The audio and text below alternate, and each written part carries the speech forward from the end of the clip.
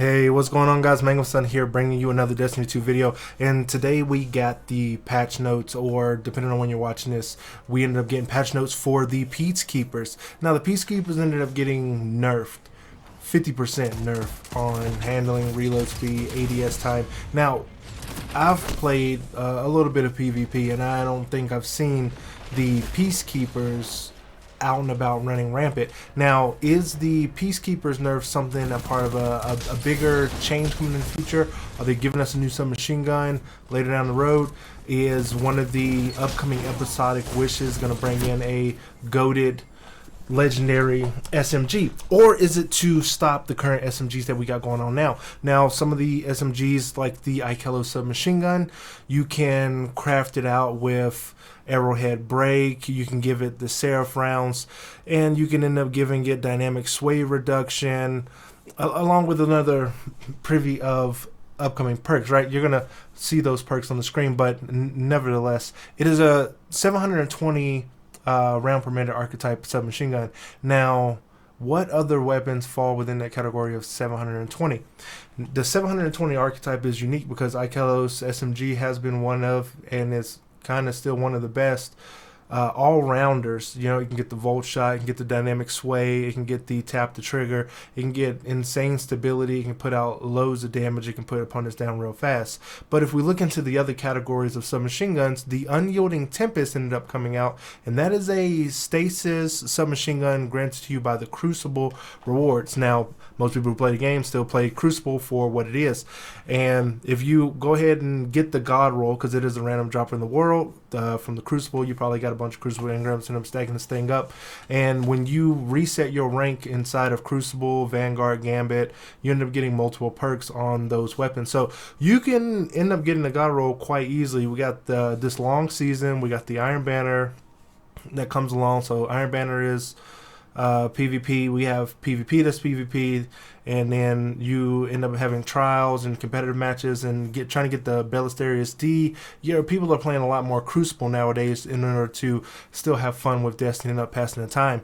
Now, again, it comes with a plethora of perks, but some of the most notable perks on it are dynamic sway reduction and tap the trigger, such as the Ikelos SMG. The Unyielding Tempest is that a 600 round per minute precision frame? Precision frames aren't bad. Other precision frames, such as, Death Adder back in the day was okay, but Death Adder probably wasn't a precision frame, but nonetheless, the lightweight precision frame, aggressive frames, all those are usually okay. The adaptive does work off a little bit of its own tune, but I want to say that the nerf to the Peacekeepers is primarily to get rid of this thing that has popped up of recently. Now, the Parabellum is a random world drop, and it can get the rewind rounds. I hate saying that, the rewind rounds, and with that, you can end up taking it into PvP, you can end up taking it into PvE, and you can also roll on it.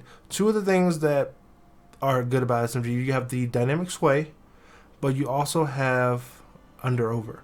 Now, under over does increase damage to combatants that have overshields.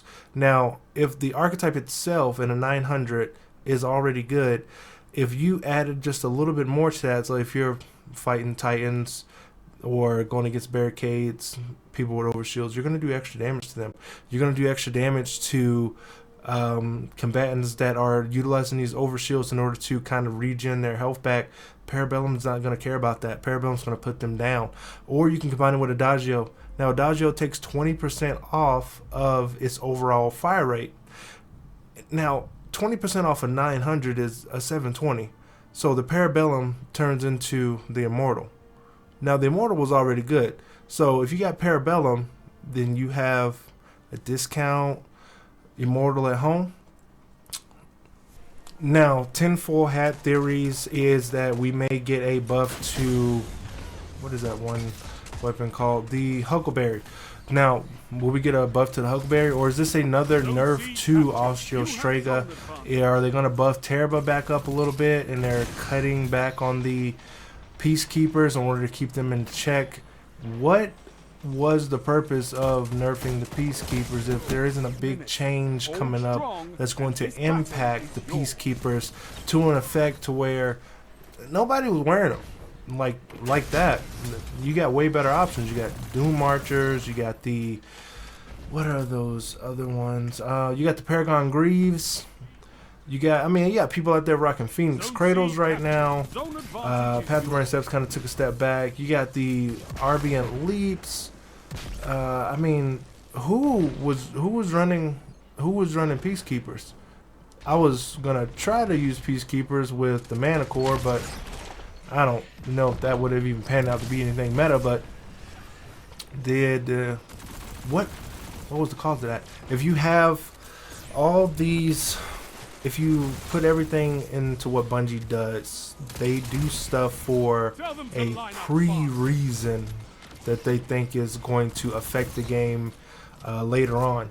So something could be happening with SMGs to where they could end up being more of a problem than they already were or are or can be.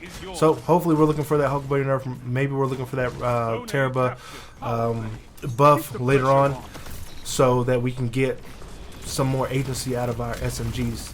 So if you guys did enjoy the video, if you guys want to put on your tinfoil hats with me, go ahead and put those in the comment section below, and like, share, and subscribe, and I will see you in the next one.